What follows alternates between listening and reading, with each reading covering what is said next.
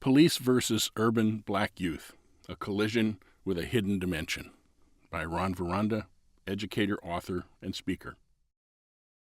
Police clashing with urban, primarily black youth, is a classic conflict, but not solely for the reasons most would think. Racism, out-of-control teenagers, or police brutality usually tops the list of causes, but there's something else, hidden deeply in the unseen patterns of who we are. There are two opposing personality patterns at work here, personality patterns that neither our police forces nor our youth understand. And as the saying goes, a little understanding can go a long way. Young people that have an unsafe or hostile upbringing due to discrimination, poverty, or hard times have the propensity for becoming alienated and antisocial. This is especially true if the community is beset with drugs, violence, and the adults around them are not protecting them. It is magnified even more if these teenagers perceive the societal systems, the schools, churches, police, social welfare, justice, etc., won't protect them either. An antisocial reaction, though not necessarily healthy, makes sense. No one wants to be abused or endangered, and if seriously abused children and teenagers perceive everyone around them is blind to their situation or self-serving, then it becomes a case of me versus everyone else. Not surprisingly, these youth fill our juvenile justice system and as adults take up an inordinate amount of space in our jails and our prisons. We see and hear stories of these youth and adults daily in the news.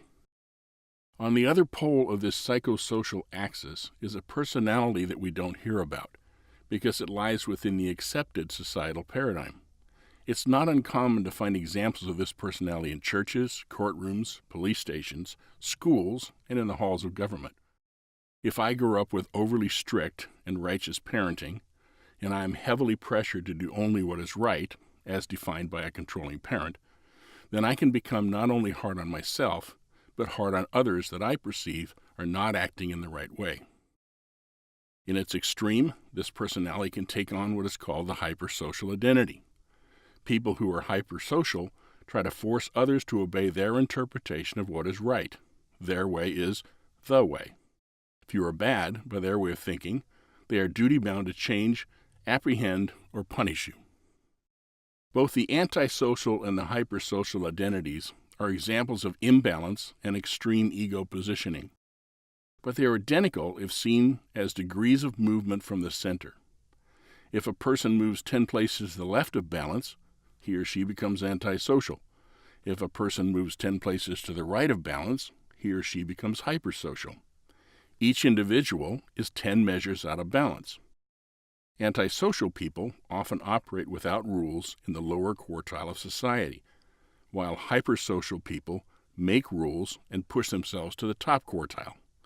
Both groups, however, are out of contact with the thoughts and values of a balanced society. The irony of this situation is deeply layered. Where antisocial individuals fill our jails, hypersocial individuals like to run them. Antisocial people are often criminals. Hypersocial people are often hard-nosed police, prosecutors, and judges. Where antisocial kids are the most difficult students in the school system, hypersocial adults are the strictest teachers, administrators in the school system. To take the irony to another level, hypersocial rules and expectations create an antisocial backlash, and antisocial behaviors contribute to tougher hypersocial regulations. Each extreme point, by counteracting, in effect creates its opposite. The more antisocial the student behaviors, the more hypersocial the administrator's responses, and vice versa.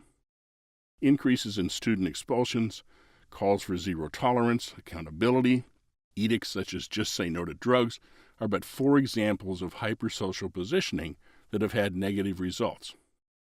By having these two seemingly opposite personalities in a tug-of-war, instead of a place of relational understanding, our society has been on a steady, downward trajectory with an increase in violence, crime, school dropouts, and an increase in juvenile detention centers and prisons.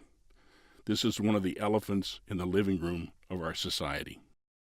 If relational movement is understood, potentially antisocial children and adults learn how painful it is to be raised by a severely strict parent, and potentially hypersocial children and adults can better understand how painful it is to be raised by a neglectful or abusive parent. These two seemingly opposite groups of individuals actually have suffering as a common denominator.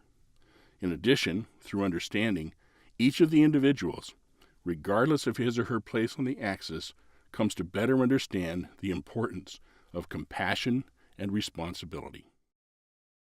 What is the last layer of this irony?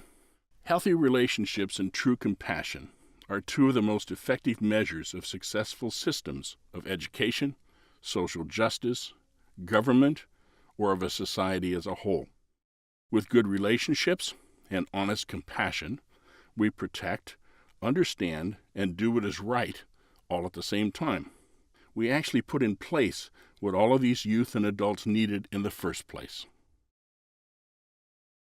To become part of the solution to this problem and many others, visit my website, www.educationforyourlife.org, and also my blog, www.educationforyourlife.org/blog.